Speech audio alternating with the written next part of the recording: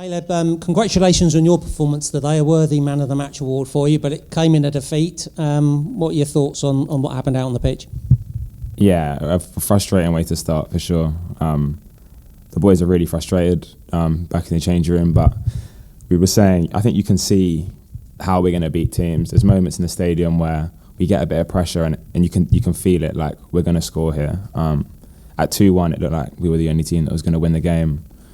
And yeah, it's a sloppy goal to concede. And I think all the goals we conceded today were sloppy, but I think you watch the game and you can see that we'll be a dangerous team. You can see how aggressive we are. You can see how we win the ball. And I think, hopefully it clicks against Bolton. I'm sure it will, but I think the longer the season goes on, the stronger we'll be. And I think a few more weeks and we'll be a real force to be reckoned with.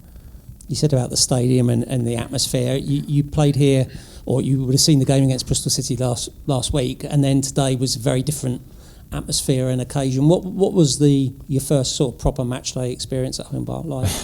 Loved it. Yeah, I loved every second of it. Ali and I were talking about playing in stadiums full of people, and that was the best part of the job. And yeah, the fans were right behind us. And we should have given them something to celebrate. We should have given them more to celebrate today. And we're all fuming we haven't, but I think they'll have plenty to cheer about this year. We cut out those sloppy errors, and yeah, they'll be really excited, and there'll be a lot to roar about. As I'm sure you'll be aware, there's been a lot of talk in pre-season about a number 9 and somebody playing as a central striker. And your name didn't really pop up until today. Yeah, but it didn't. Were you surprised to be asked to play in that role? Nah, not super surprised. I've played second striker before, and I think one of my strengths is I'm really versatile. I've got a skill set that can be effective in a lot of positions on the pitch. And obviously, I think I'm more effective in the 10, and the fans will see that this year. But if the team needs me to play up front, do a job, I'd love to. I had a great time out there, if I'm honest. I enjoyed it. I scored a goal. Should have had about 4. That was going to be my next question. So yeah, but I think obviously the gaffer's tweaked a few things for the game today. But if he needs me to play up there again, I'd be more than happy to.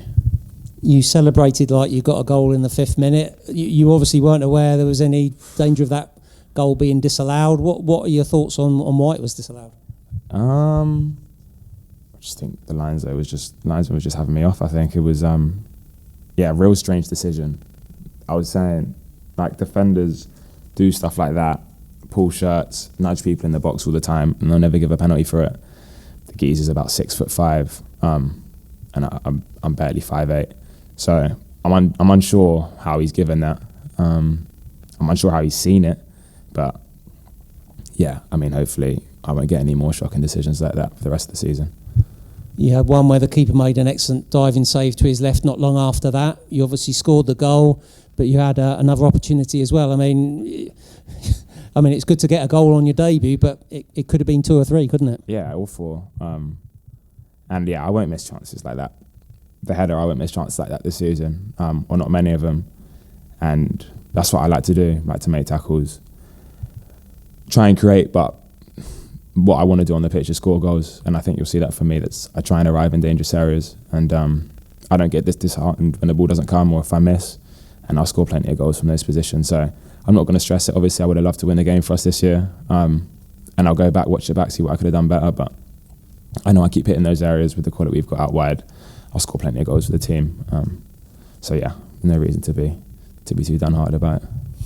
Over the last 2 or 3 years, anyone that's seen Argyle knows that when they attack the Devonport end in the second half and it's packed, they do sort of almost like suck the ball into the net a lot of the times. You scored early in the second half. What's it like scoring your first goal at that end? And can you feel the influence that they can have on the team? Yeah, it was brilliant. We said in the change room before we came back out, the club's got a history of pulling off results and winning games from that in that end. And after the first, it looked like that's what we were going to do. And we maybe got a bit desperate, snatched at a few things, but it still felt like that was what was going to happen.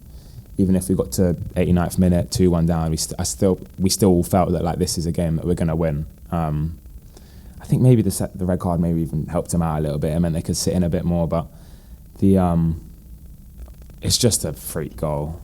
like, yeah, it looks like we're going to win, and it's a freak goal. And I don't think you'll see, with the quality of players we have back there, I don't think you'll see them do that too often this year. So they'll be fuming about it more than anyone else is. So I think we can just chalk that one off to a bit of bad luck and just make sure it doesn't happen again. Last one, back-to-back away games, Bolton and Lincoln. That's what League One's about, tough away trips. Mm-hmm. Do you feel you've seen enough, certainly going forward, to think you can get some good results in those games? Yeah, I don't think there's any games we should play this year and any games that we should go to this year and not feel like we should win. You can see some of the quality we've got on the pitch. I think some of our players are the best positions in the league in the positions. So I'd be surprised if anyone was chalking us off against Bolton as underdogs, and I wouldn't. But yeah, we're going to travel a lot and we're going to pick up a lot of points. Appreciate your time. Good luck for the rest of the season. Appreciate it. Thank you. Just one, and forgive me, Chris, if you came across that, but towards the end of the first half, the goalkeeper came out with 50-50 with you as the ball went over the top. Looking at it from where we were, it looked as though you'd been fouled and kind of cleared you out. What do you make of that incident and what happened? If I'm honest, I actually didn't see him. I was chasing off the other shoulder, and as I've got my head round, I've just seen a flash of blue, and then he's hit me. I thought if he's not got the ball, it's a foul, and it's probably a red. But let's be honest, the ref gave us nothing today. He let them slow it down all game. They had a geezer sitting on the floor for 5 minutes when we had a bit of pressure, and he didn't say anything, didn't do anything. So without getting too annoyed, I thought the officiating was poor today. We should have won the game even with the poor officiating, but yeah, they didn't help. So yeah, it happens. But yeah, I would be pleased if I didn't see any of those faces again for the rest of the season. Tom, disappointing first game in charge for you, but what were your thoughts on the game? Yeah, I think if we start dissecting that game, it's just lack of conviction in our defensive work, really. If you look at all 3 goals we conceded today, the first one we've dangled the leg at, the second one we've not contested any duels with that aerially and ended up clearing half-heartedly to the edge of the box, and then the third one is lack of conviction when it just needs someone to take control of that situation and deal with a routine long ball. So yeah, I think Barnsley will be very thankful for the gifts they received today, and if there's something that we need to work on in the week, it'll certainly be defending with a little bit more conviction than we did today. It's interesting to see how you set up and the way your players played for you this afternoon. How pleased were you with that? Yeah, I can never fault that. Their application, their work ethic, their character to stick with it at 2-0 down, and I felt like there was only one team that was going to press on. And yeah, we maybe didn't manage that part of the game well enough as well. When we were 2-1 and looking like scoring the next goal, we an unforced error or two let them off the hook. Maybe not being tight enough at the back, give them a chance. But the overriding feeling is there was a lack of conviction in what we did without the ball today. How encouraged were you that really, despite the scoreline and 2 down at half time, we were never out of the game, were we?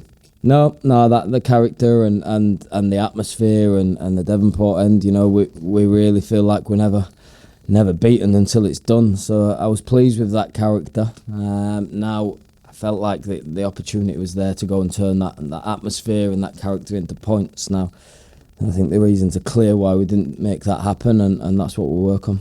Seems like there's plenty there to build on for the rest of the season. Yeah, exactly. It's 3 out of a possible 138 points.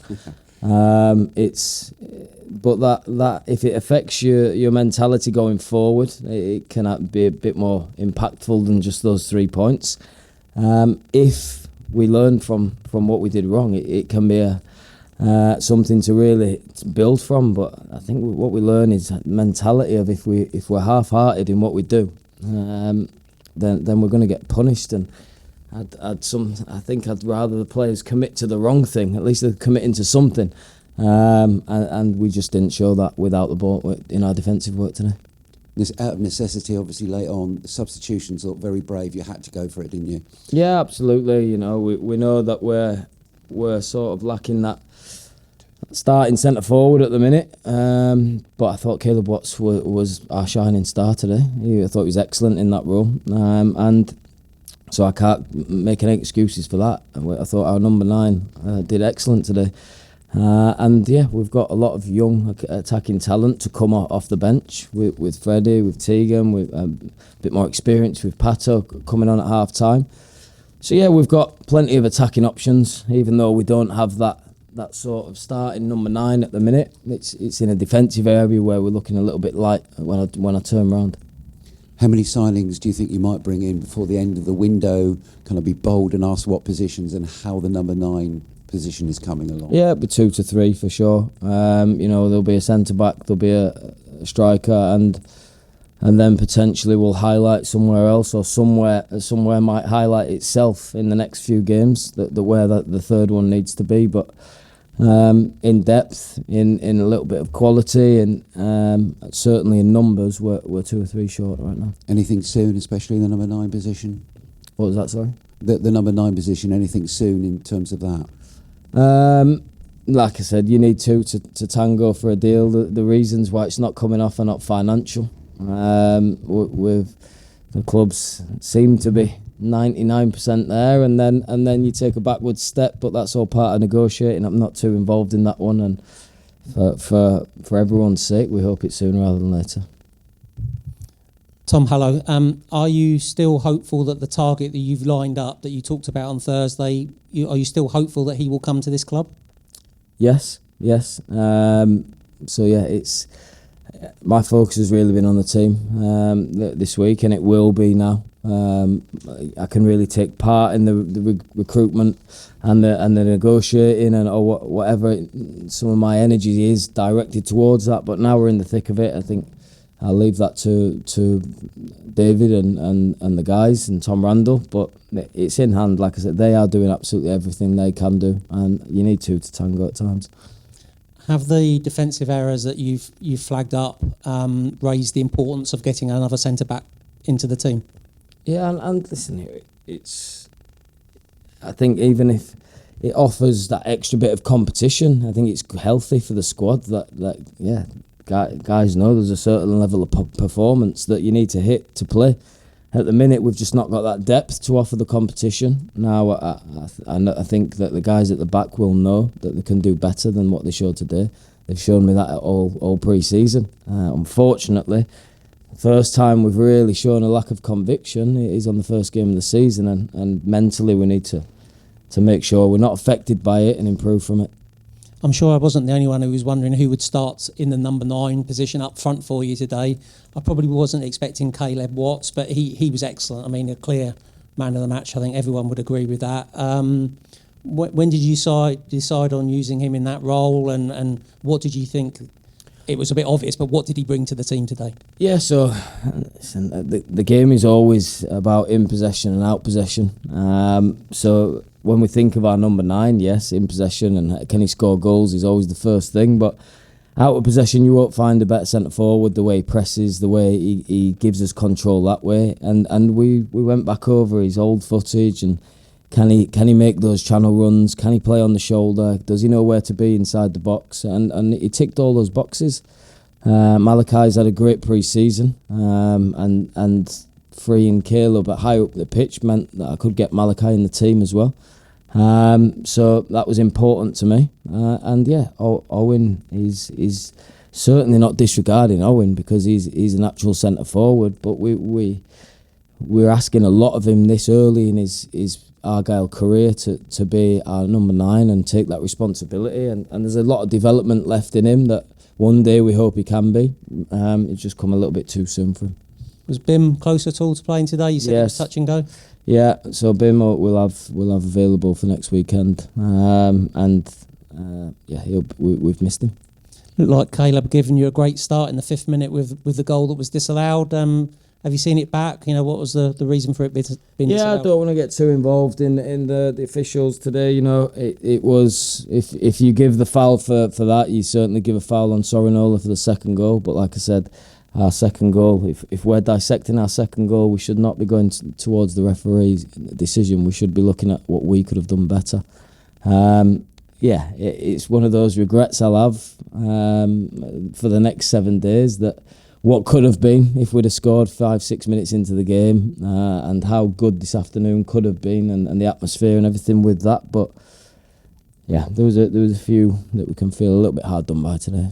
And I understand you don't want to get yourself in trouble, but the yellow card just before half-time, any thoughts on that?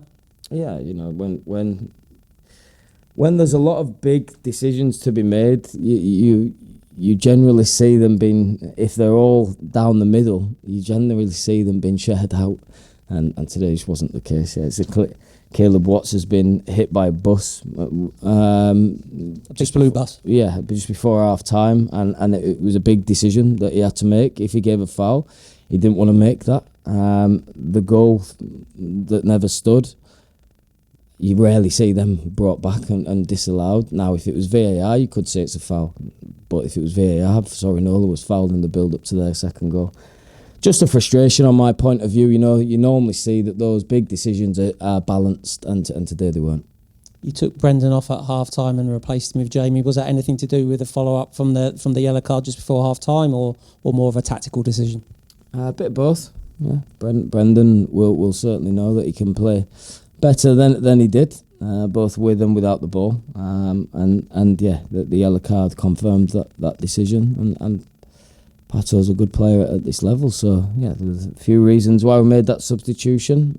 But yeah, Brendan needs to realise what went wrong for him today and come back stronger. Final question for me. 16,500 here today for your first competitive league game. What did you make of the match day experience here? Yeah, hugely grateful for the support. I really do have the feeling that I'm the head coach of a big football club when I say that today. A passionate football club, and that makes me very proud. It was as good as everyone has been telling me. We felt them sucking that ball into the Devonport end at 2-1 down. But I'll have a lot of regrets that I couldn't have made it a more memorable occasion for us.